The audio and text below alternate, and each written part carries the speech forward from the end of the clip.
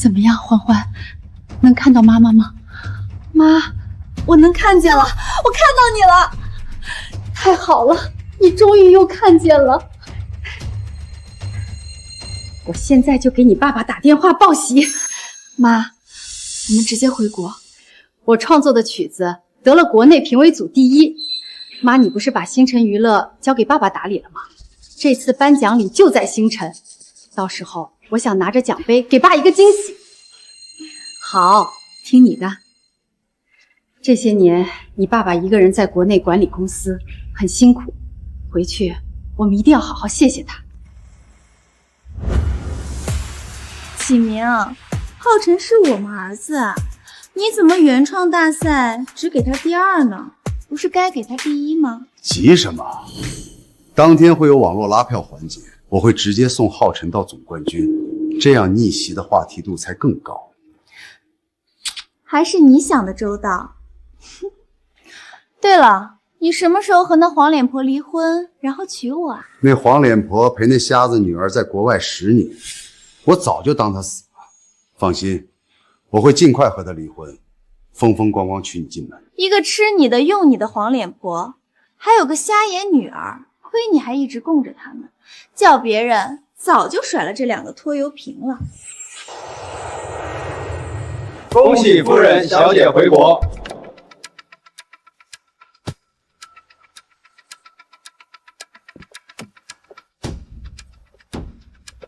欢欢，一会儿颁奖礼，要不要帮你准备一套正式的礼服？妈，不用了，我是靠实力拿第1，还是不要太高调了。各位来宾，欢迎来到创作大赛最终现场。接下来进入网络投票环节，网络投票与评委分数相加最高者获得本次大赛的总冠军。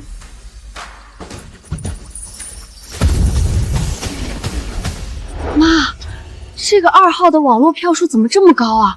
他的曲子明明不如我。还看不出来吗？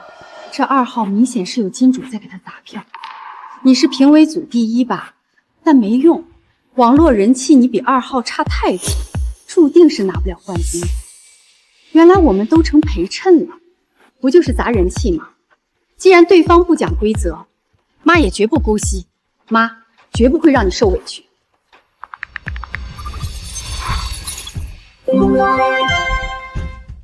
妈，你对我真好。妈，这1号的人气怎么突然这么高？不是说有爸在帮我砸票吗？怎么还能被人赶超？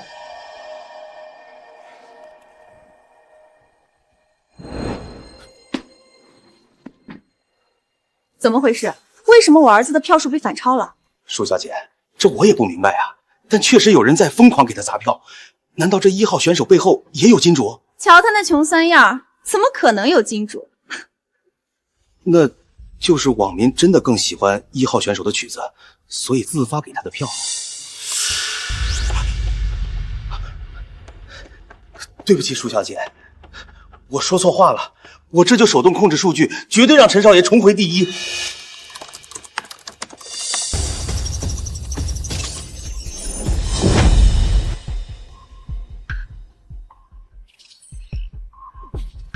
妈，你给我投的票怎么数据上一点没有啊？竟然有人敢在我眼皮子底下数据造假！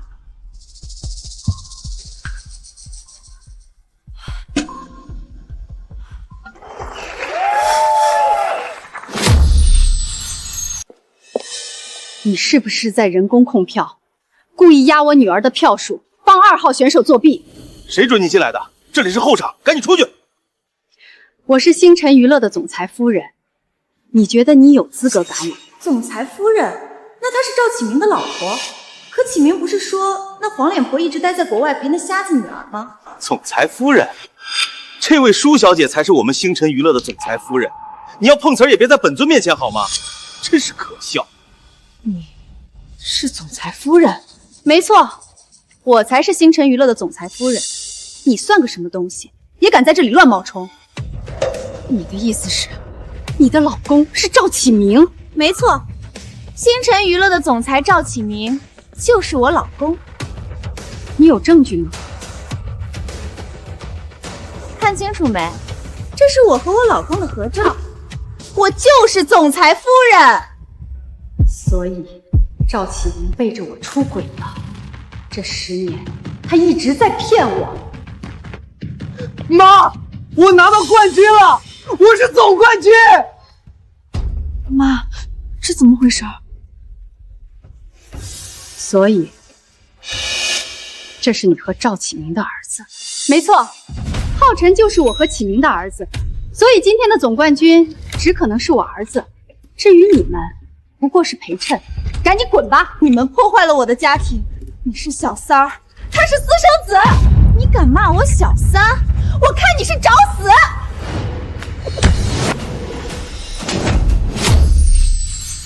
你敢打我？你敢打我妈？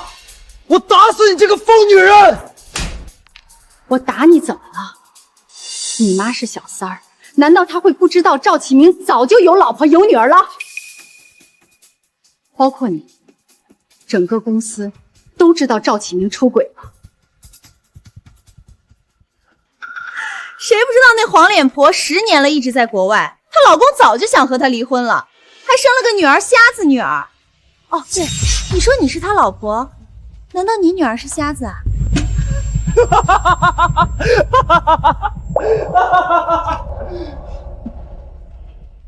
我女儿经过治疗已经能看见了，不如你现在打电话问问赵启明，这是不是他的女儿？行，我现在就。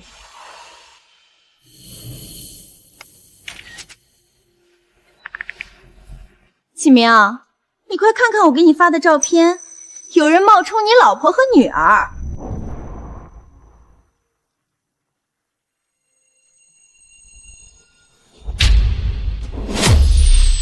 这脸架子怎么看着是有点像我那瞎子女儿，可欢欢一个瞎子怎么会作曲，还常年蒙着纱布，我都不记得她睁开眼睛是什么样子。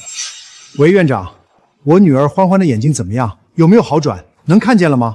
江女士昨天回国，说要给赵先生一个惊喜，说不定还没与赵先生碰面。我要是说了，就破坏惊喜。赵先生，你女儿目前还在治疗中，相信很快能康复。那就还是个瞎子。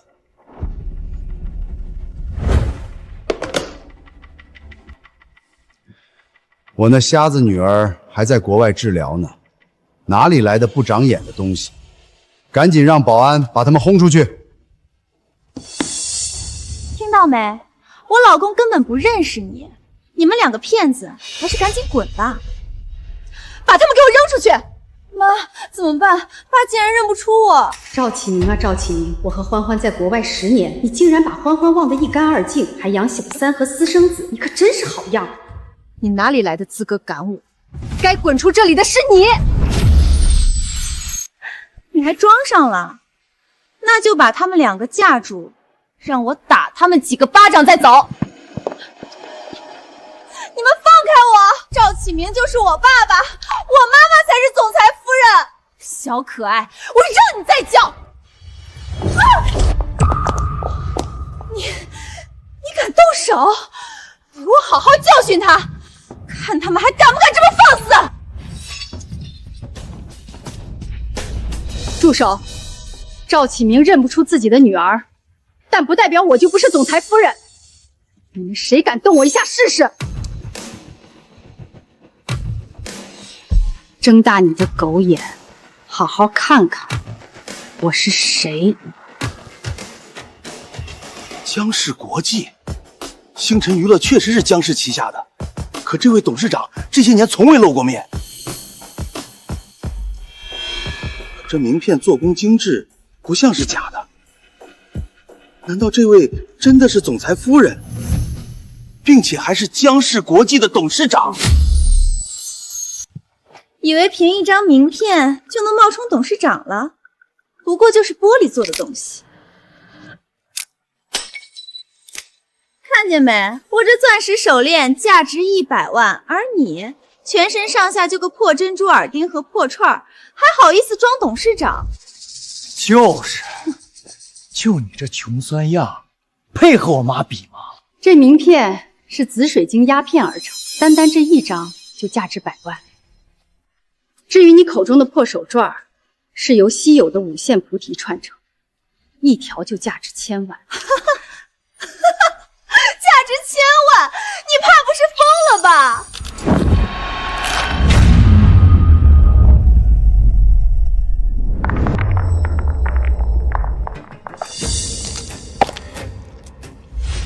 你说上千万就上千万，拼夕夕10块钱就能买到的便宜货，你还真敢说啊！妈，他们把你的手串踩坏了。让他们踩，他们现在踩得有多开心，等一会儿就会有多后悔。每一颗被踩的珠子都是在积累证据，每一脚都是在为自己的结局铺路。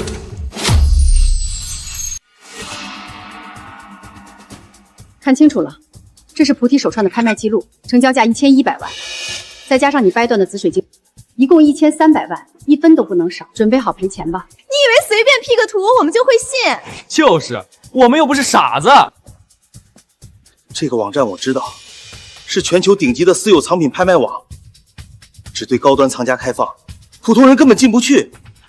而且它刚刚是联网进的记录，不是假的。这不会真是正牌总裁夫人吧？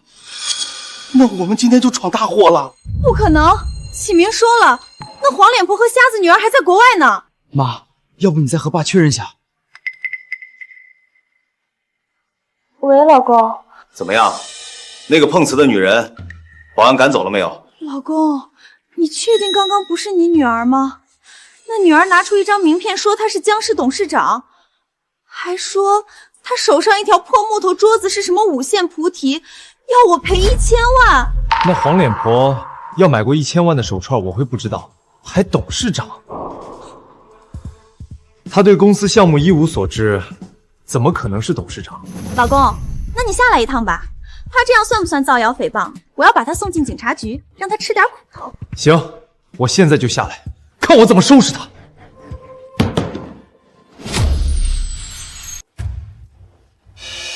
听到没？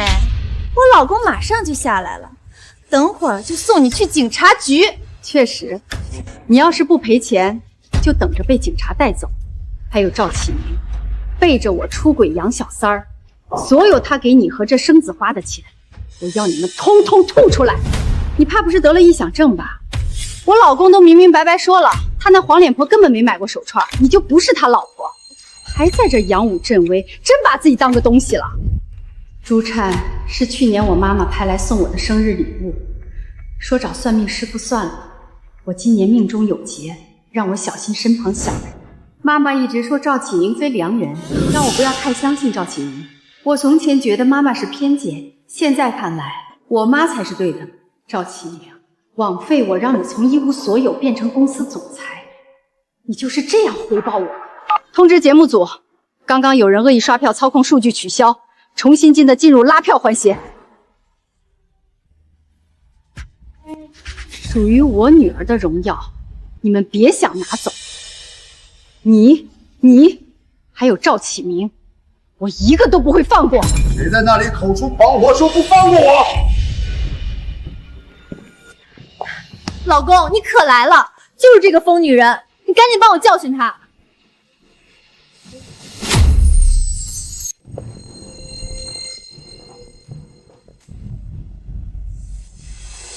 就是你冒充了你。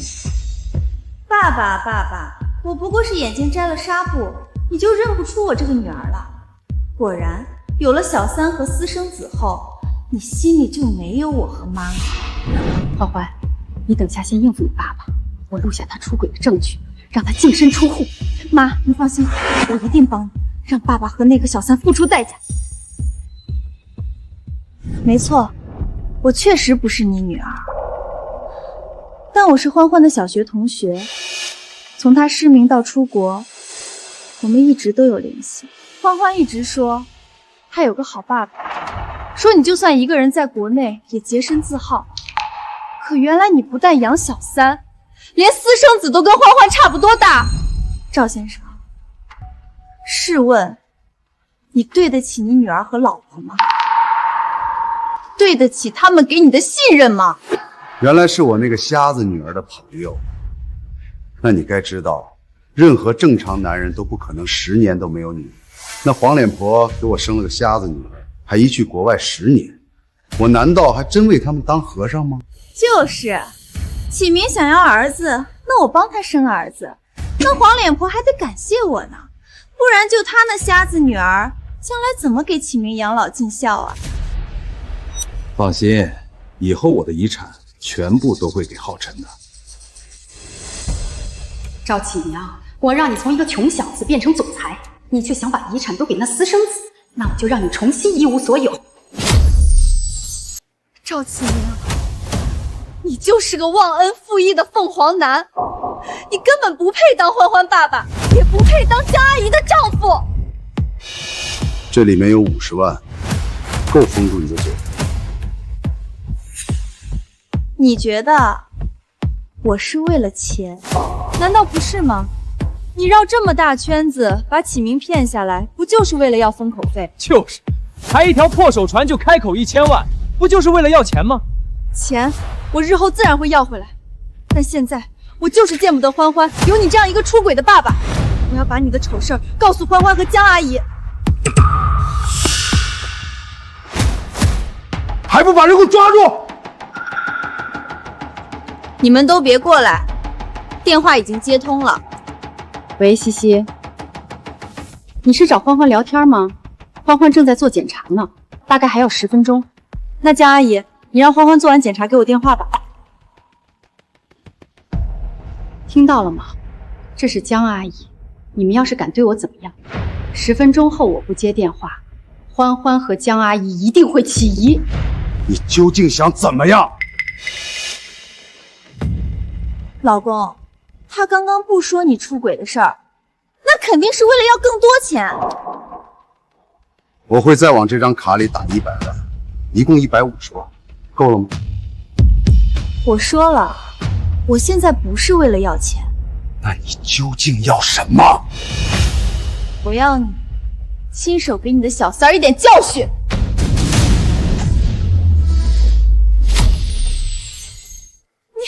你敢让启明教训我？没错，我不但要他亲手教训你，还要他发誓从此不再和你这个小三在一起。只要你做到从此一心一意对欢欢和江阿姨，我就不把你出轨的事说出去。不然，你就等着江阿姨让你净身出户吧。老公，你不是本来就打算和那黄脸婆离婚吗？那这女人就算说了又怎样？你就正好休了她娶我呀。休了江阿姨，原来她根本不知道你才是吃软饭的女人。闭嘴！我有今天全是靠我自己，和那黄脸婆没关系。哦，是吗？那我现在就打电话给江阿姨好了。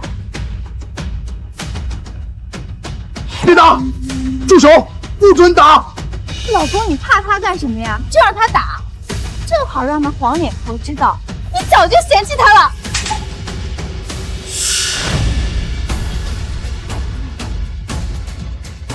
老公，你打我！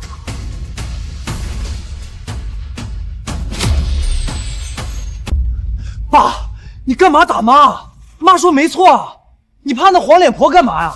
她就是靠你养的没用东西。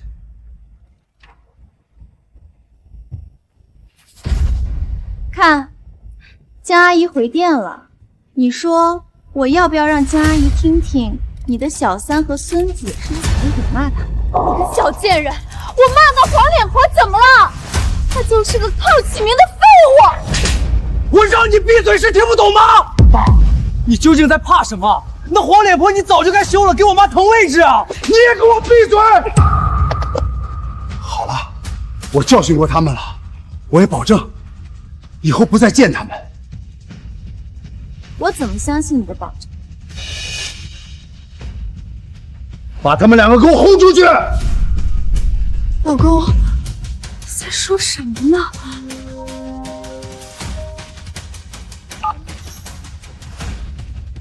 还愣着干什么？赶紧把这2人轰出去！老公，你为什么抓我们？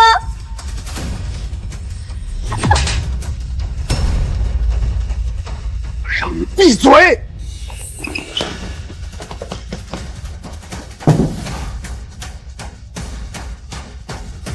喂，江阿姨，你知道我刚刚遇见谁了吗？我看到赵叔叔了。哦，西西，你是看到欢欢爸爸了？嗯，是的，就是赵叔叔。我参加一个原创歌曲大赛，赵叔叔是主办方。那欢欢爸爸现在就在你身边吗？是的，不过除了赵叔叔，还有两个。你不是说我赶走他们就不告密的吗？还有2个管理人员，他们都很忙的样子。来，赵叔叔，你正好和江阿姨说说话吧。喂，老婆。老公，公司很忙吗？你还亲自到现场了？最新的原创歌曲大赛当然要重视。老公，谢谢你这些年一直亲力亲为替我管理公司。你是我老婆，我帮你管理公司不是应该的。只要你和欢欢好好的，我就心满意足了。老公，我和欢欢打算下周回国。怎么突然回国？欢欢眼睛治好了？还没有，但下周不是星辰娱乐的30周年庆，我打算把星辰的股份全部转让给你。谢谢你这些年对我和欢欢的付出。真的吗？你要把股份全都转给我？是，全部转给你。太好了，老婆你放心，我保证以后会对你和欢欢更好。公司的事儿你放心，有我在，公司也会越来越好。我相信你。那下周我先带欢欢回来，等周年庆结束再回去。江阿姨对你这么好，还打算把股权给你，那你要是再敢对不起江阿姨，我保证把你的丑事说出去。放心，我保证不会再见那对母子，以后全心全意对兰兰和欢欢。最好说到做到。要不是因为没有股份，我会忍那黄脸婆这么多年。现在黄脸婆自己犯蠢要把股份给我，那就别怪我输妻了。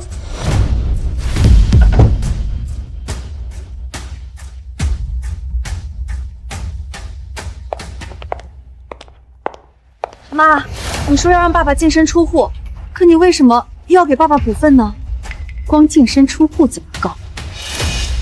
妈，我明白了，你要爸爸在所有人面前身败名裂，爬得越高，摔得越惨。没错，不仅如此，他的私生子，我也会让他身败名裂，付出代价。老公，你刚刚干嘛让保安把我和浩辰轰走啊？难道那女孩说你吃软饭是真的？你是靠你老婆才坐上总裁的位置？怎么可能？星辰娱乐是我一个人的。那为什么你那么怕那女孩打电话，还把我们轰出来？就是怕，你要不是怕，为什么不趁机休了那黄脸婆？我这不是怕那黄脸婆狗急跳墙吗？目前我的财产还没转移完全，她要突然曝光我出轨，我就要被她分去1半财产了。那怎么行？你的钱都是我和浩辰的，1分钱都不能给他。所以啊，现在还不是休她的事，等我把财产转移完，我再和她提离婚，她才分不走我的钱。所以你刚刚才故意赶我们走？当然了，不然我能舍得你和浩辰受委屈？老公，刚刚是我误会你了。那你什么时候转移完财产，然后休了？就下周。等下周那黄脸婆把股份给了我，那务须转移财产，星辰的股份就全是我一个人了。这就是赵总的妻子和女儿吗？可那女儿怎么坐着轮椅啊？是腿不好吗？赵总女儿小时候突然失明，这些年一直在国外治疗。那就是瞎子喽。那一个瞎子将来怎么继承星辰娱乐啊？你不知道星辰真正的掌权人是赵夫人吗？赵夫人是海城首富的女儿，所以即便生的女儿是个瞎子，也多的是人想入赘赵家当女婿啊。赵总、赵夫人，令千金几年不见，真是出落得亭亭玉立呀。我儿子这些年也在国外读书，有机会可以介绍2人认识下。有机会吧。今天我和欢欢回国，一来是庆祝星辰娱乐成立30周年，二来是想宣布一件事：这些年启明一个人在国内替我管理星辰，尽心尽责，所以我打算将星辰的股份全部交给启明。以后，启明就是星辰的掌权人，全权负责星辰的一切事务。浩辰，你爸边上是那黄脸婆吧？可我怎么感觉她和上次在歌曲大赛的女人那么像啊？是有点像，但应该不是一个人吧？上次那女人和她女儿不被爸证实是骗子吗？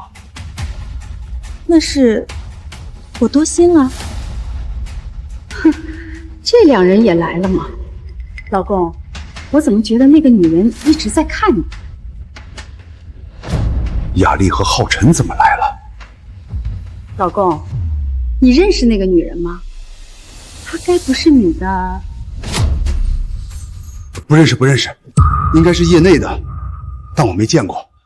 老婆，马上就到签约仪式了，你去准备下吧。你怎么带浩辰来这儿啊？被人发现怎么办？老公，我就是想来看看这周年庆的排场。你放心，我不会做什么的。那你千万别乱说话，就和浩辰吃点东西。嗯，我知道。下面签约仪式正式开始。妈，这是在签什么啊？谁知道，可能是什么项目合同。等这黄脸婆签了字，星辰娱乐就是我一个人的了。老公，这些年我不在国内，你没有背着我出轨吧？老婆，你在说什么呢？我怎么可能出轨？可我们毕竟分居两地，我怕你耐不住寂寞，学别人养情人。那是别人，可我心里只有你，别的女人我压根儿看不上。那要是有女人主动勾引你，那像这种恬不知耻的妖艳贱废，我更看不上了。这个黄脸婆竟然骂我是妖艳贱废！那你发誓？老婆，我保证这辈子只爱你一个人。至于那些不要脸的妖艳贱货，他们来一个我赶一个。那你要是违背誓言，我要是违背誓言，那我出门就被车撞死。那勾引你的妖艳贱货呢？他也被车撞死。赵总，你可真是爱赵夫人啊！是啊，敢夸这种毒誓，那赵总肯定是不可能背叛赵夫人的。贱人贱人，启明休了你，看我怎么收拾你！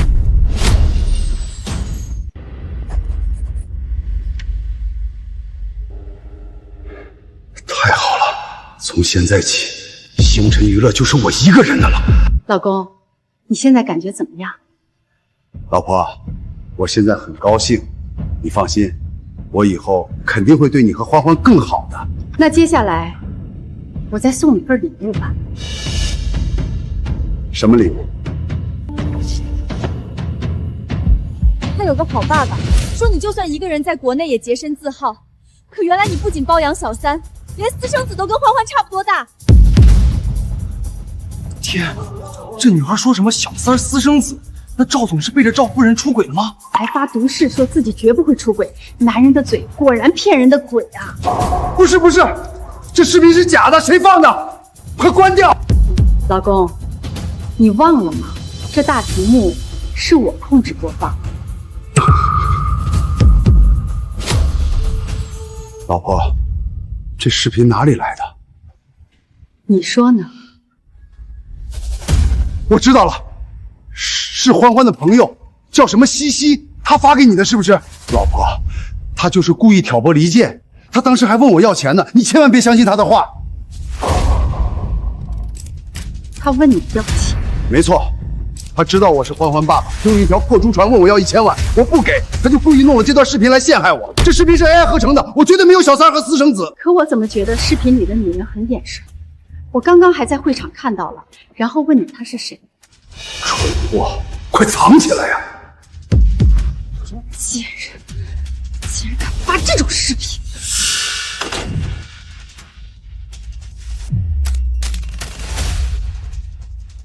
老婆，你看到了吗？我哪有什么小三儿啊？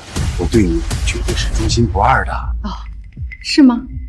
但其实这段视频不是你所谓的西西发给我的，而是我亲手拍的。老婆，你在说什么？什么你亲手拍的？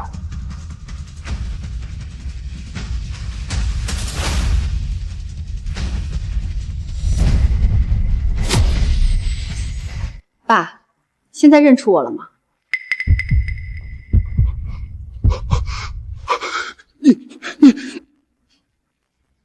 爸，我不过是遮了眼睛，你就认不出我了。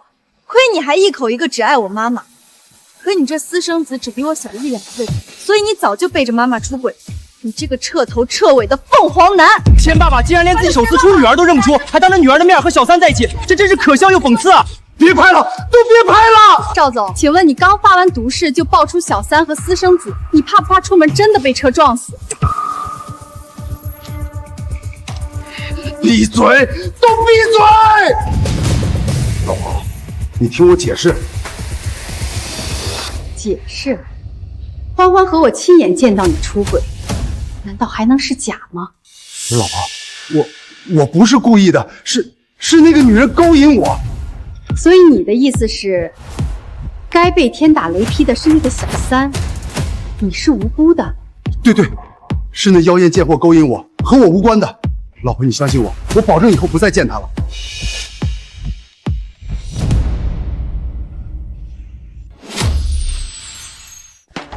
贱人，他竟然真的是启明老婆，难怪在大赛后场他突然就不见了，原来是录视频了。现在怎么办啊？他出轨的事被曝光了。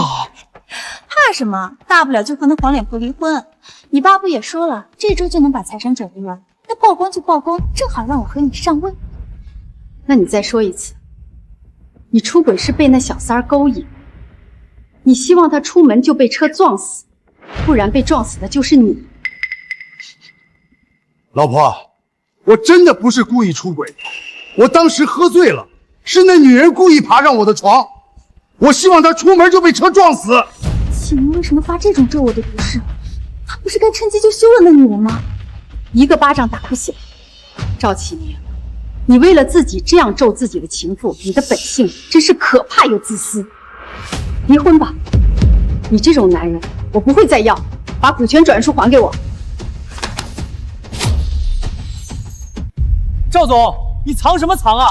你出轨还想要股份，快把协议书还给赵夫人吧！听到没？快把股权书还给我！老婆，既然你不愿息事宁人，那就也别怪我了。这份股权书你已经签了字，那现在星辰就是我的了。即便我们现在离婚，它也属于你对我的个人赠与，你是分不走半点的。赵启明，亏我让你从一个穷小子到今日的地位，你就是这么回报我？别再和我提以前，如果不是我星辰能有今天的规模，你一个什么都不懂的黄脸婆，还得感谢我让你衣食无忧呢。赵总，如果没有赵夫人，哪有今天的你？人不能这么忘本。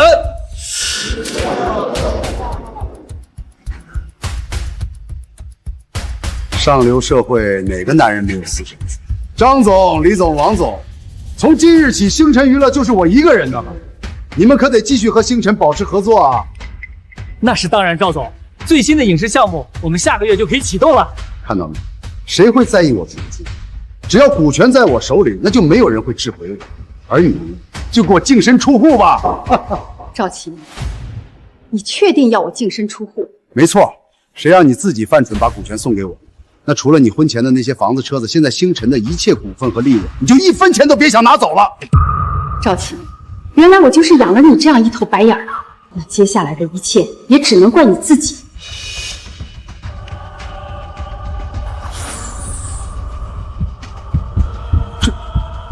这是？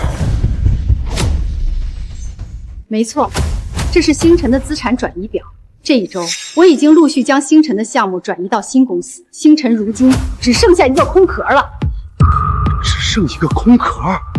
那我岂不是有了股权也没用？所以，你不是真的要把股权给我，你只是想在今天故意让我出丑，将来你耍我！爸，不对，是赵先生，是你自己背叛妈妈。那妈妈拿回给予你的一切，又有什么不对？我有今天全是靠我自己，这些年都是我在帮你打理公司，公司该是属于我的。那你就看看，如今只剩一个空壳，你能不能把公司做起来？张总、李总、王总，你们刚刚说的合作，别，赵总，我们刚刚可什么都没说啊。就是新的项目，我们自然还是找赵夫人，不是江夫人。江夫人，你的新公司叫什么名字？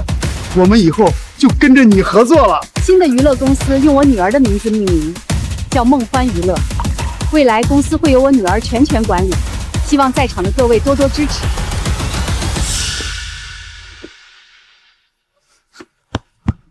老婆，我错了，我真的错了，我保证会和那小三分手，我保证以后只爱你一个人。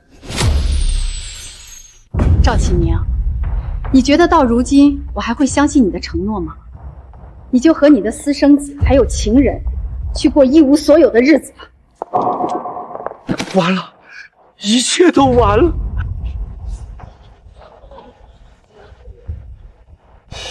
老公，你不是说要休了那黄脸婆吗？可怎么刚刚是那黄脸婆休了你啊？她还说把星辰的资产全都转移走了。你不是说星辰是你一个人的吗？爸，你快说话！其实根本不是那黄脸婆靠你，是你一直在靠那黄脸婆，对不对？你闭嘴！所以你们两个明明在歌曲大赛看到了我老婆，刚刚看到她，为什么不提醒我？那我以为她只是长得像，谁知道是同一个人。再说是你自己先没认出那小瞎子，你怪我干什么？要不是你先惹我女儿，我怎么会被发现？说到底都是你害了我！明明是你骗了我和浩辰，还说自己是白手起家，我呸！人笨蛋！闭嘴！谁准你骂我？爸妈，你们别打了，还是想想现在怎么办吧。星辰要只是个空壳，我们以后花什么呀？不对，我们还有机会。你现在还能有什么机会？虽然现在公司是个空壳，但我之前不是让浩辰成为了原创歌曲大赛的冠军，就在上周，我还连砸了好几个热搜。浩辰现在粉丝量巨大，只要我继续重金捧浩辰，我们就能靠浩辰东山再起。爸，我可以吗？当然行，只要我把你捧红，到时候接几个品牌代言，再开几场演唱会，钱不就回来了吗？可现在公司不是没钱了吗？你拿什么捧浩辰？我这些年不是送了你很多首饰包包吗？你全部卖了，至少能凑1000万。我还送了你一套市中心的别墅，你拿去抵押，最少也能贷出几千万。别想打我首饰的主意，别墅也不行，到时候亏了怎么办？老婆，现在不是为了咱儿子吗？这钱不是花在别人身上，是花在儿子身上啊。是啊，妈，你难道不想我走红吗？只要我能红，代言商业都会找上门来，到时候挣的钱难道不比这几千万多吗？好，我答应你，但你保证绝对要捧红浩辰，不然我和你拼命。放心，我一定会捧红浩辰。这些年我是靠实力把星辰做大，才不是那黄脸婆说的吃软饭。等我东山再起，绝对让你们母子俩比他更风光。欢欢，这里就是你的办公室，以后梦欢娱乐就由你来管理。妈放心，我一定会把公司管理好，不会让你失望。江总，赵启明刚刚疯狂砸钱，把赵浩辰的歌曲砸上了下载榜第1，还买了大量通稿，吹捧赵浩辰是创作天才。现在星辰娱乐和赵浩辰的粉丝量一下多了好几百万。星辰娱乐不是已经空了吗？爸哪里来的钱？他应该是变卖了之前送给舒雅丽的首饰和房子吧？赵启明是不是做了抵押贷款？是的，江总，赵启明向丰信银行抵押了一处市中心的房产，总价值8000万，贷款了5000万。妈，丰春银行不是你名下的银行吗？对，赵启明不知道，一直和星辰合作的银行其实是我的资产。我本来还想追回他给小三儿的钱，现在看来，这笔钱已经自己送回来了。那个小三儿处处不如妈妈，她总有一天会后悔的。他后悔的可不止这边。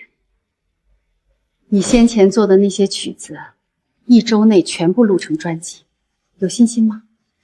没有问题，我可以做到。那1周后我们就发布专辑。你爸爸不是觉得儿子才是宝贝吗？那我们就让他看看他的宝贝儿子有多不如我的宝贝女儿。浩辰，你看，在爸爸的造势下，你的粉丝已经有3000万了，并且有2个品牌找你代言，代言费加起来有1个亿。太好了，儿子，你终于红了！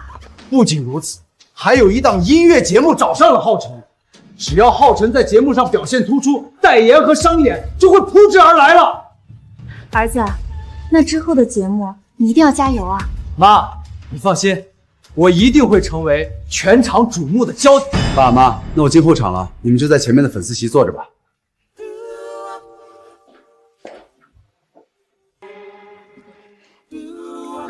老公，你看，周围全是浩辰的粉丝，我们儿子今天肯定是全场最佳。我们儿子是最棒的，今天的人气王非他莫属。你怎么在这里？我女儿也参加了这个节目。你女儿一个匣子还参加音乐节目啊？她应该连五线谱都不识吧？还唱歌啊？舒女士莫不是忘了，之前的原创歌曲大赛，我女儿才是名副其实的第1名，而你儿子不过是被刷上去的第2。你女儿才是被刷上去的，她一个瞎子懂屁的作曲，我儿子才是第1。就是欢欢瞎了10年，怎么懂音乐？分明就是你自己刷票，丢人现眼。所以你就是这么看不起自己女儿的？什么女儿？启明一直想要的是儿子，他心里从来就没把你女儿当过自己的孩子。很好，赵启明，你很快就会为自己轻视欢欢追悔莫及。你才是等着后悔吧。等你女儿上台唱的五音不全，看她怎么被台下人笑死。那我们就拭目以待。欢迎各位粉丝参加今天超级好歌声的音乐现场。下面有請最近人气最旺的选手赵浩辰带给大家他最新的单曲《你是我的星辰》。唱的还不错，但说惊艳也谈不上，音色也普通，感觉这人气王有点水吧。但他外形还不错吧，而且是星辰的艺人，我觉得有捧的前途。第一位选手的分数很高呢，那我们看看后续选手的表现吧。这唱的都还没第1个好。下面有请我们的最后一名选手江梦欢出场。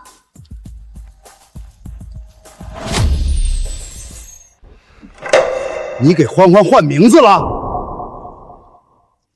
我们都离婚了，难道还让欢欢跟着你这个渣爸的姓吗？也就你把自己的瞎子女儿当宝贝，没看现在我儿子的分数是最高的吗？浩辰马上就会成为最瞩目的新星，而你女儿可别成了今晚的最低分啊！那如果我女儿成了今晚的最高分，你们靠着儿子翻身的美梦是不是就要破灭？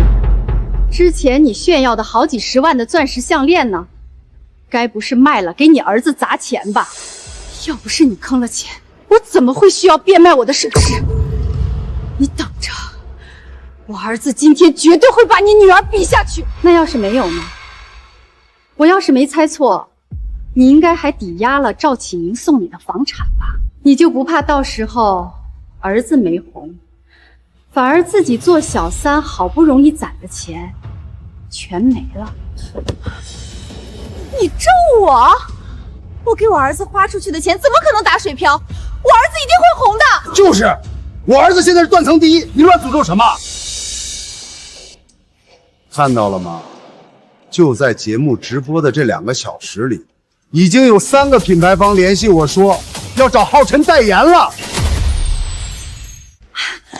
老公，真的，就这直播的时间里，又有品牌方找浩辰啦？没错，一个高奢男士品牌，一个国民级饮料品牌，还有一个青少年潮牌，总代言费3个亿。3个亿？那岂不是加上前面的代言，浩辰已经有价值5亿的代言了？没错，等直播结束，浩辰拿到第1，代言应该还会有好几个。听到没？我儿子已经拿下5亿的代言了，而你女儿什么都没有。所以别再说我是靠你的话，看到没？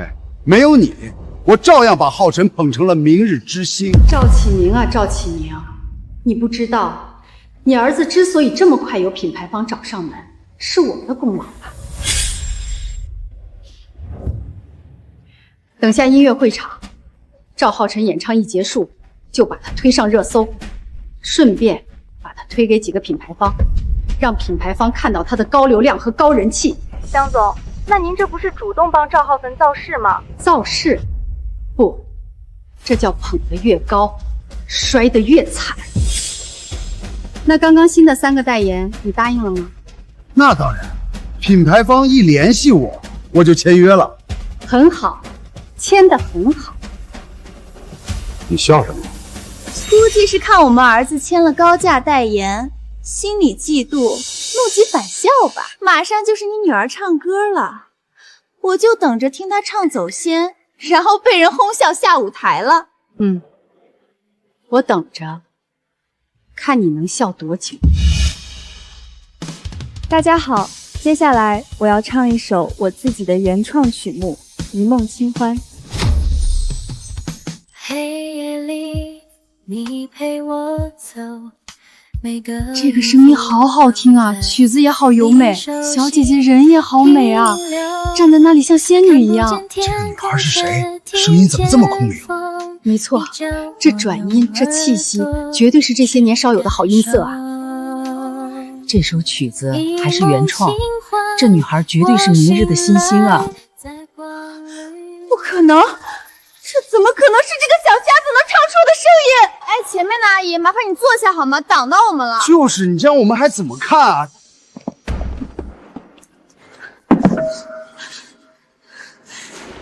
你是不是买通了工作人员？你女儿肯定是假唱，这绝对不是她唱的。假唱，全场直播无修音。你觉得我能买通所有人？不然一个瞎子怎么可能有这种唱功？你女儿绝对是假唱，我要告发她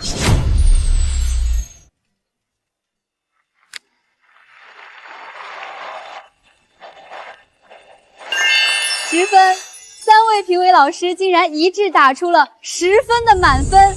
那今天的人气黑马就是我们的孟欢选手，他假唱，刚刚的歌不是他唱的，他是假唱，请大家保持冷静。我们全程无修音直播，孟欢选手绝对不是假唱，那就是你也被收买了，你帮他一起假唱。这位女士，请你不要胡乱造谣，我们节目组绝对公平公正，没有帮任何一名选手假唱的行为。女儿，开始吧，开始打你自己的反击战吧。这位女士，你口口声声说我是假唱，你有证据吗？我当然有证据，你以前就是个瞎子，这10年都在国外治眼睛，你都看不到，怎么可能会唱歌？这怎么这么是啊？什么？梦幻宝贝曾经是瞎子？可是谁说看不见就不能唱歌？之前一个音乐节目得第1的选手不也是瞎子吗？咱们环保看不见还唱歌这么好听，那我们更该支持环保啊！你们，阿姨，我看你就是嫉妒吧。我刚听到你一直在说什么我儿子浩辰，你该不是1号选手的妈妈吧？因为自己儿子没拿第1就重伤我们环保吗？浩辰确实是我儿子，可我不是重伤，他就是假唱。你们忘了他刚刚说这曲子是他自己创作的？试问一个瞎子怎么看五线谱？根本连音符都看不懂吧？那好像也是，如果看不见又怎么作曲呢？唱歌还可能，作曲好像是不可能。所以他就是假唱，连同作词作曲都是他在撒谎。为什么瞎子不能作曲？历史上有很多盲人音乐家，他们都是因为看不见，才在音乐上更敏锐，创作出了许多优秀的曲子。哼，就你也配和那些音乐家比，真是大言不惭。我只是陈述事实。那不如我们看看这个。这首曲子的创作工程文件、分轨录音都在这里，包括我创作时的视频也都有。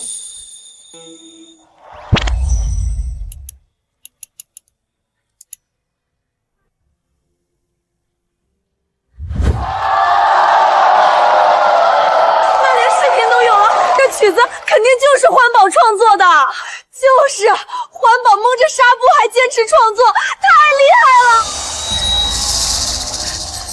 就算有视频，但这视频也有可能是假的呢。谁不知道现在 AI 视频做的就跟真的一样？这视频根本不能代表什么。总之，我不信服。各位观众朋友们，我2岁开始学琴，8岁失明，中间这6年我获得过好几个孩童组钢琴比赛的第1名，所以我不但认识五线谱，还精通，不是像舒女士所说的连音符都不认识。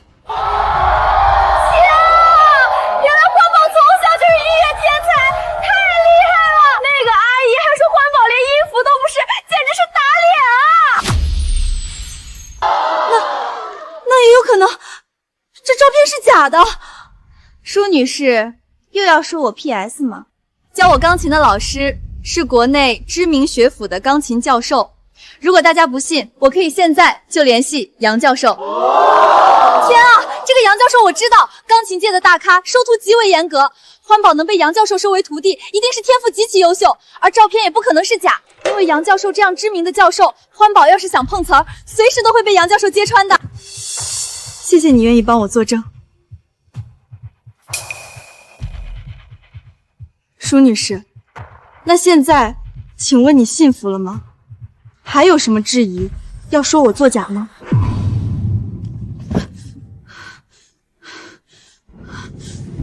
你不是说他从小是个瞎子，不懂音乐吗？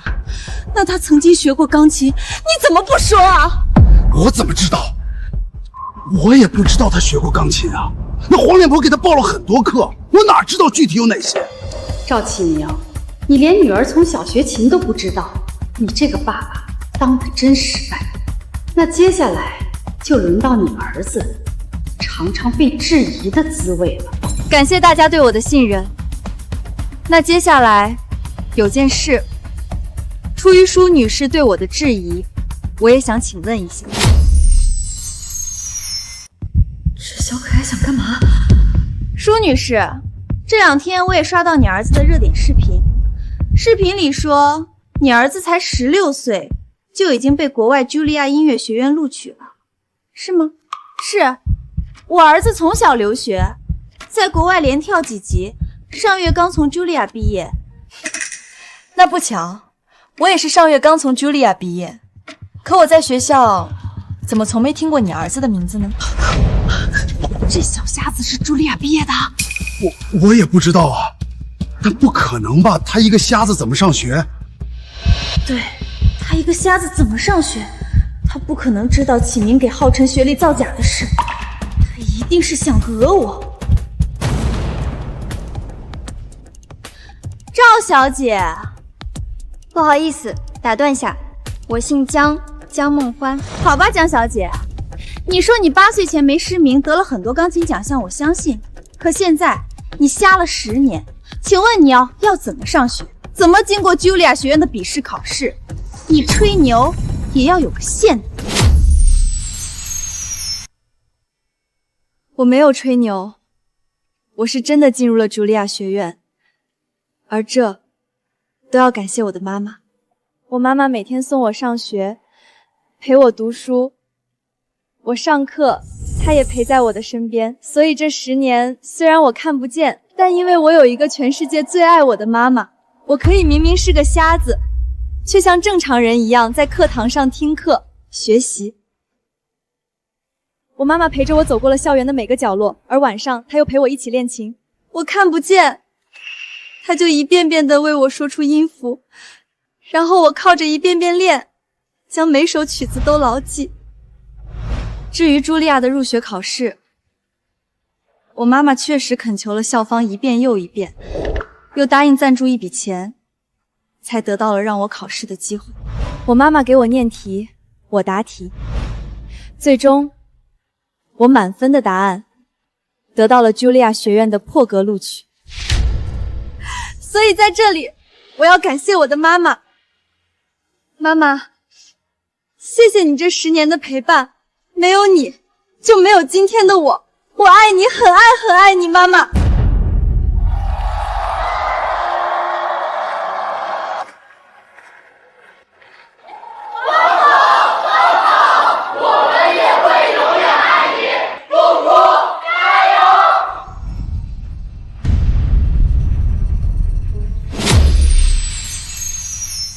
所以舒女士，如果你儿子真的是今年从茱莉亚毕业，那毕业典礼上，我为什么没有听到赵浩辰的名字？被邀请上台领毕业证书呢。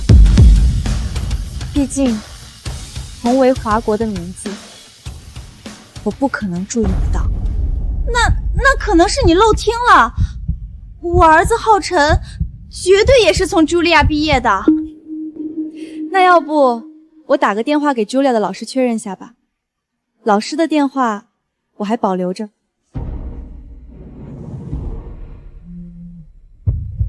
不可以！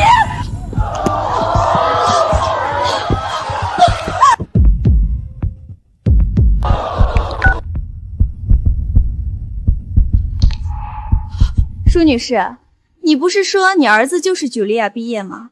那你这么急切的挂我电话，是想说你刚刚是在撒谎吗？不是的，我只是……好了，舒女士，你不用再装了。你儿子赵浩辰根本不是茱莉亚毕业，这些年他不过是在国内敷衍的上了所贵族学院，学了点唱歌。至于什么作曲，全是你们为了捧他给他的虚假人设。你胡说！我儿子就是茱莉亚毕业的，我儿子也会作词作曲，他就是个音乐天才。那你为什么不肯让我打电话呢？就是，如果真是茱莉亚毕业，为什么不敢打电话确认？这明显就是心虚嘛！原来赵浩辰的才子人设都是捧出来的，亏我还买了他的海报呢。不是的，不是的，我儿子真的是音乐天才。那你为什么不敢打电话？就是你不敢打，就是因为你儿子根本没在茱莉亚念书，还骗我们他是天才，我们再也不会粉他了。怎么会这样？这个小瞎子怎么会是茱莉亚的？这不可能！原来什么茱莉亚才子全是造假呀！还说自己会作曲，肯定是找了强手吧？你们闭嘴！你们都闭嘴！干嘛？你敢造假还不敢当啊？就是，我们虽然水平不怎么样，但也绝不会造假。什么音乐天才，我呸！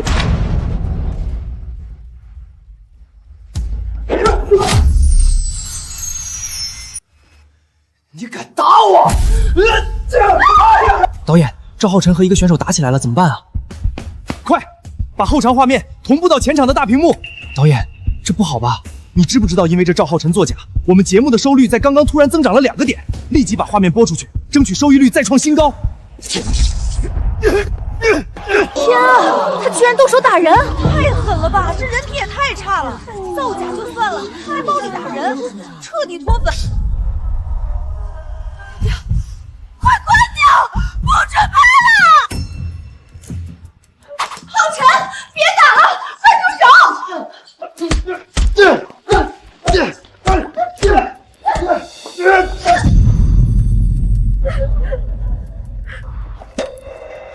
怎么会这样？完了，浩辰完了！什么事儿？赵总不好了，刚刚几个品牌方的负责人都打来电话，说要和浩辰少爷解除代言。你说什么？解约？是的，品牌方说浩辰少爷在节目上被揭露人设造假、学历造假，现在还打人，浩辰少爷的形象已经毁了。网上现在全是对少爷的骂声。网上全在骂浩辰吗？那你怎么不找人把这件事压下去啊？可是音综是直播的，我们根本压不了啊！因为少爷造假翻车的事儿，音综的收视率也一下子飙升了2个点，我们根本控制不住啊！另外，品牌方说，由于是浩辰少爷个人造假，造成形象受损，所以已经签约的代言需要我们赔偿违约金。你说什么违约金？是的，之前签的2家品牌方违约金大约2个亿，然后刚刚又有3家品牌方说3小时前刚和您签的新代言，现在他们也要求追究违约金，这3家的违约金是5个亿。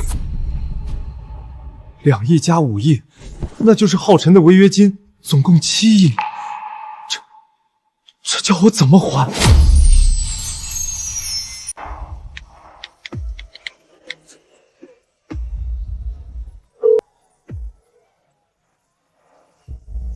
王总，咱这代言今天才签，你怎么能问我要违约金呢？你还好意思问我？我刚和你签完合同，就发布了签约你儿子的讯息。可现在因为你儿子风评翻车，我官网下面一片骂声，原本订单都取消了。我不找你赔违约金，你找谁？王总，这我儿子是被人陷害的，我一定会想办法挽回的。行了，我也不是傻的，他是你儿子，你花钱捧他没什么，但你捧不起就别捧，还在这种直播节目翻车，什么玩意儿？总之限你7天内还钱，不然就等着我告你吧。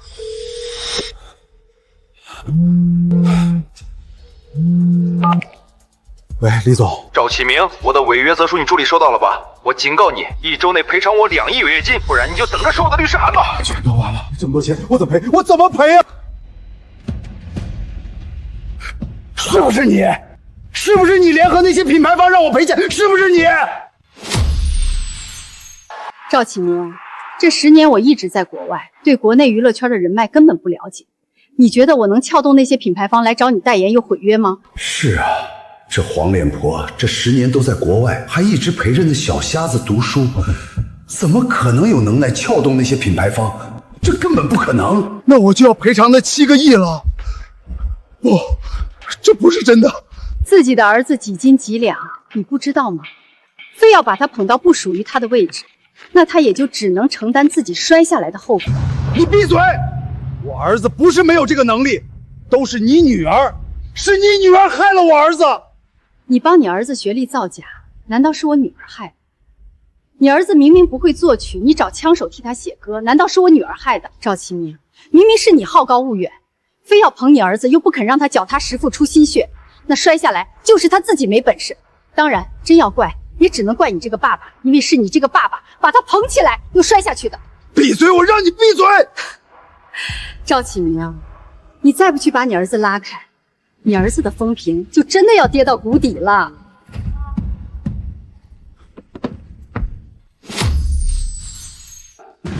住手！都给我住手！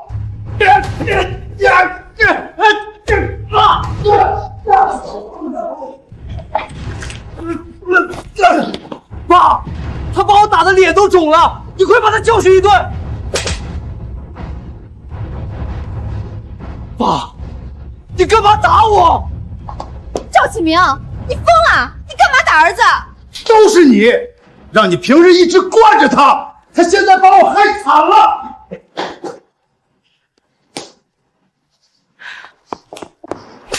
你这个废物，你知不知道你闯了多大的祸？你干嘛又打儿子啊？儿子已经受了这么大委屈，你还打他？委屈？他有什么委屈？你知不知道，因为他，我现在要赔7个亿的违约金，那是7个亿啊，不是7块70块，我拿什么赔？你说什么？7个亿？怎么会这么多？因为浩辰人设翻车，品牌方刚刚说全部解约，违约金是代言费的1.5倍，总共就是7个亿，7个亿啊！你说你要我怎么赔啊？我这辈子都还不清啊！你不是说你一定会捧红浩辰的吗？你不是说能让我们风光起来的吗？为什么现在浩辰会变成这样？都是你，都是因为你没用！你还怪我？我难道没花钱给浩辰请最好的老师，砸最好的资源？可他自己不争气，我能怎么办？爸，你怪我干嘛呀？要不是那个小瞎子，我根本不会被戳穿，这些都要怪他。对，就怪那个小瞎子，要不是他，浩辰不会被骂，更不会被解约，都怪你！谁让你生出这么个丧门星女儿？是他毁了我儿子！这不是刚刚直播里的赵浩辰吗？怎么又打起来了？亏我还下载过歌呢，原来全是假的！快，给我拍下来！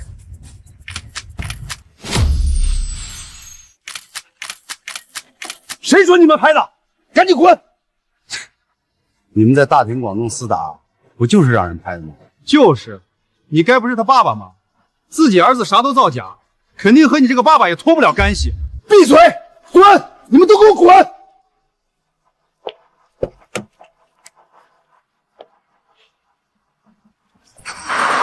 虽然刚刚发生了一点小闹剧，但精彩不容中断。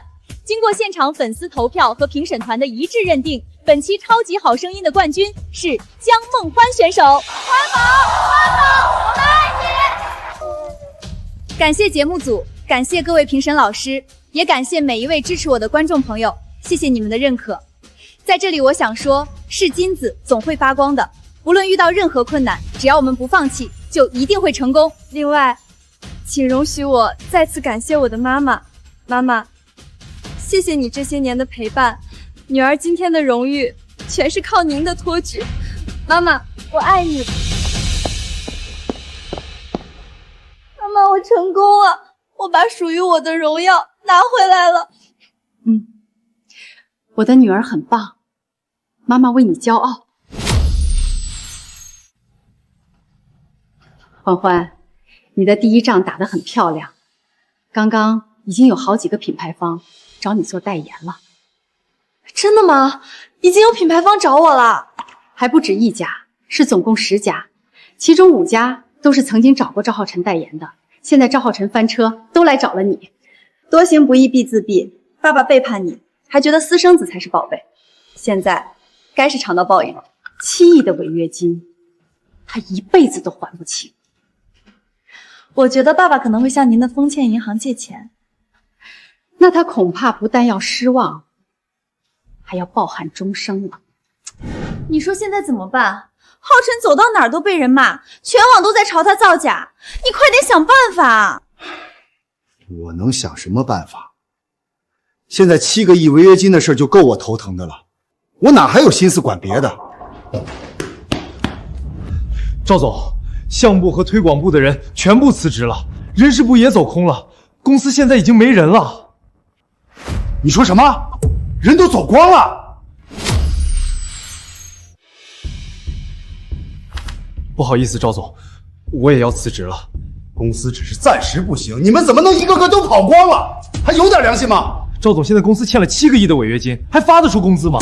大家不跑，难道还无偿上班吗？我也就不计较这个月的工资了。我知道您也付不出来，这几份品牌方的违约合同我都放这儿了，我走了。祝您能还清7个亿。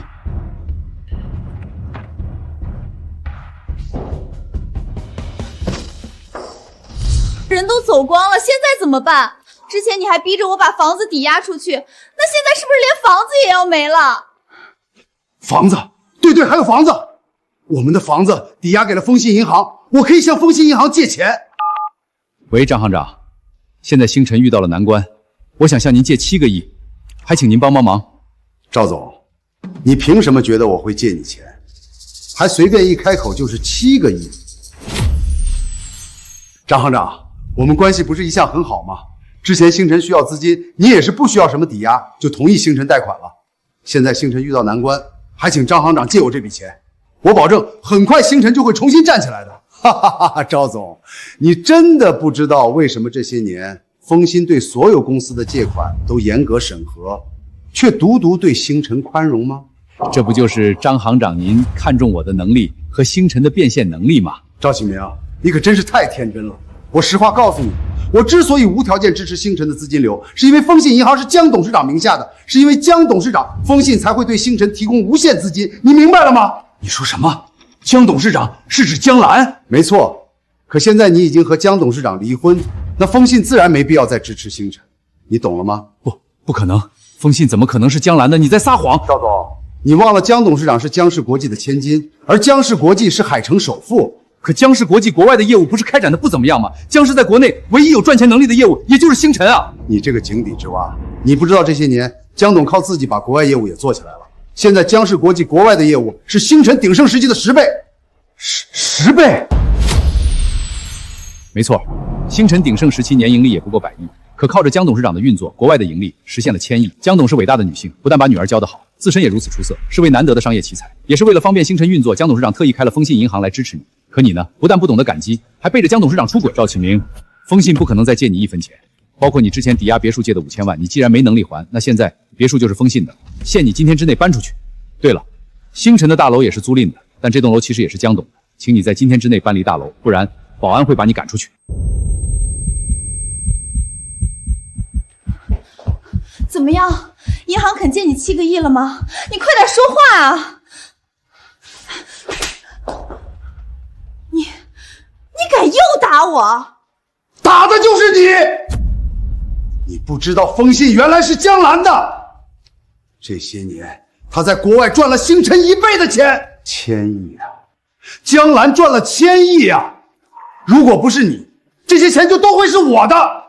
可因为你，我现在什么都没了，还背上了7个亿的债务。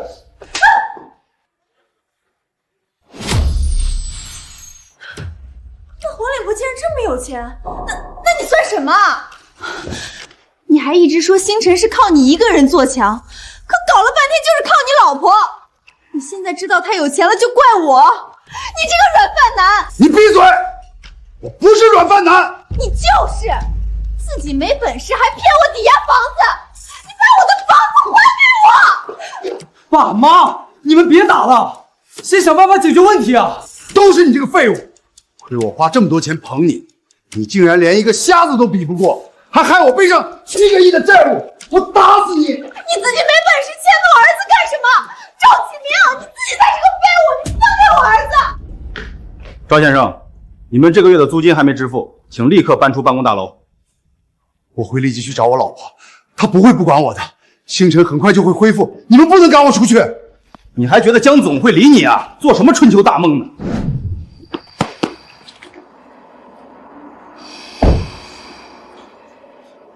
我要去找那黄脸婆，她一定会再帮我的，她一定还是爱我的。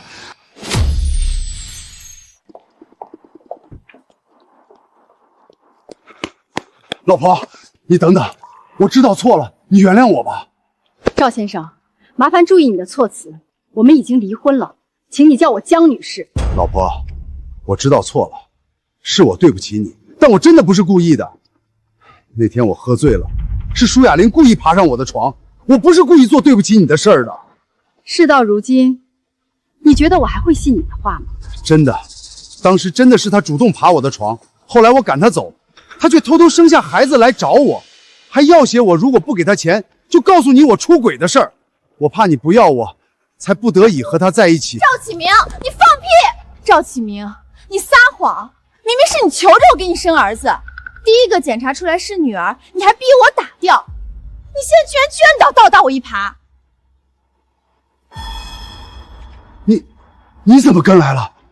老婆，你别听他胡诌，他完全是血口喷人，就是他勾引我，都是这个贱人的错。他不是好人，但你更不是，出了事只会甩锅给女人，你这种男人，我不可能再要。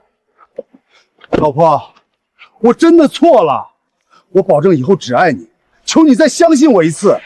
出轨只有一次和无数次，你现在走投无路才来求我，我不会再相信你一个字，就像我不会回收垃圾一样。老婆，你相信我，我真的会改的。欢欢，你忘了爸爸小时候也是很爱你的，你再相信爸爸一次啊！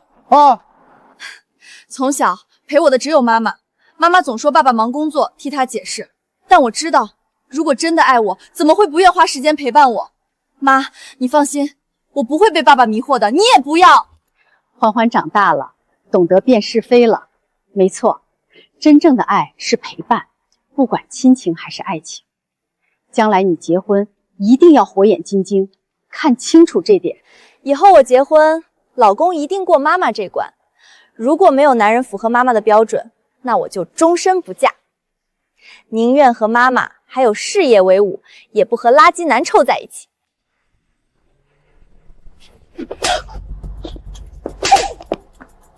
都是你，你这个贱人为什么要跟来？都是你这个贱人毁了我！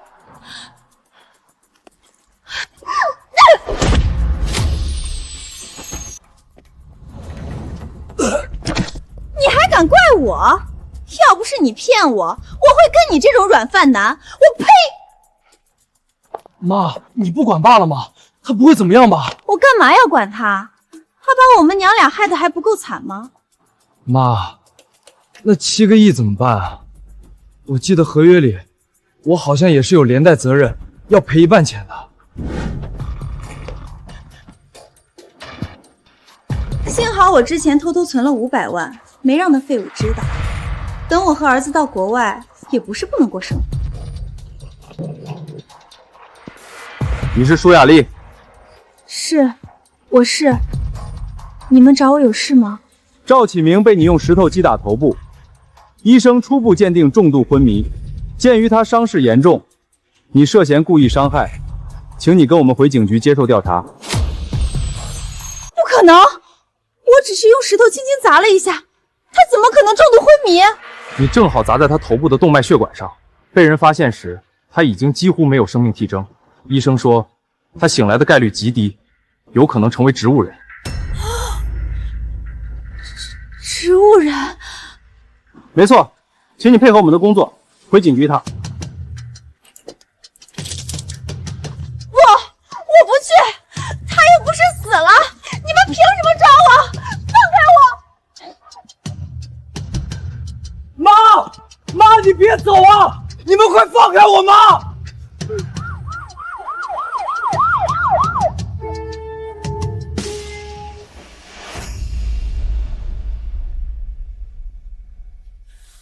这是赵启明的验伤报告，刚刚医院打电话说他醒来的概率几乎是0，也就是说，他将来就是个植物人。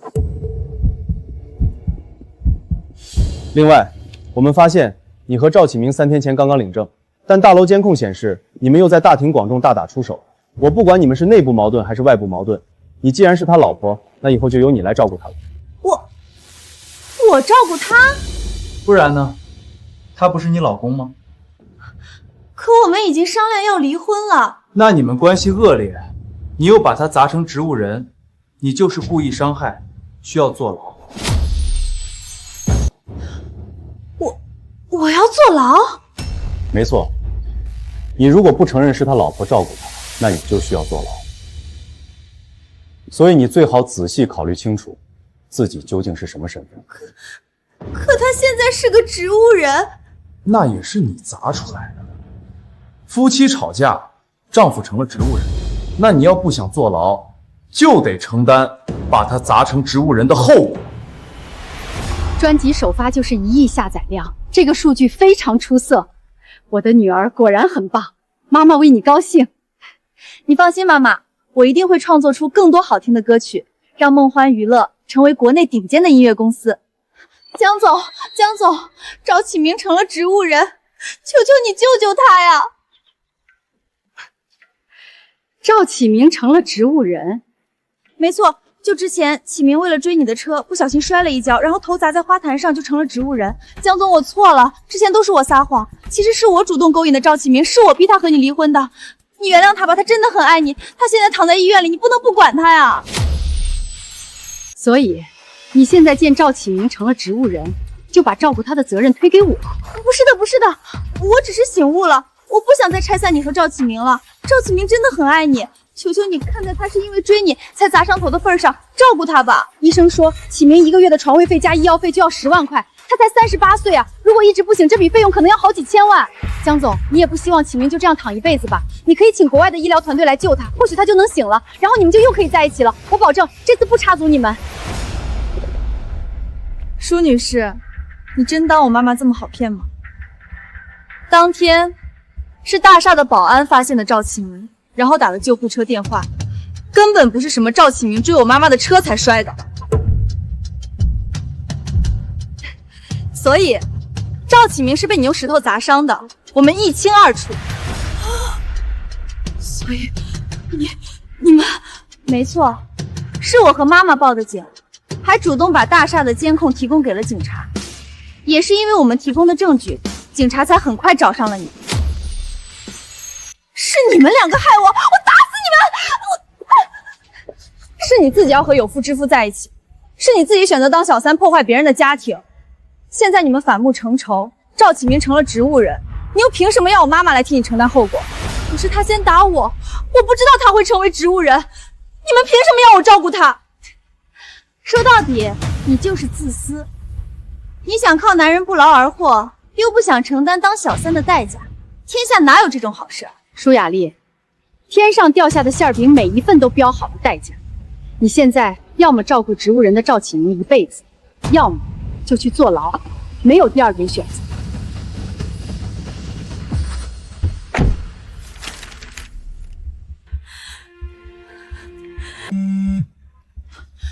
喂，浩辰，你到机场了吗？什么时候坐上飞机？妈，我刚到机场就被警察抓住了，警察说我身上有7亿债务，是失信人员，不能出国。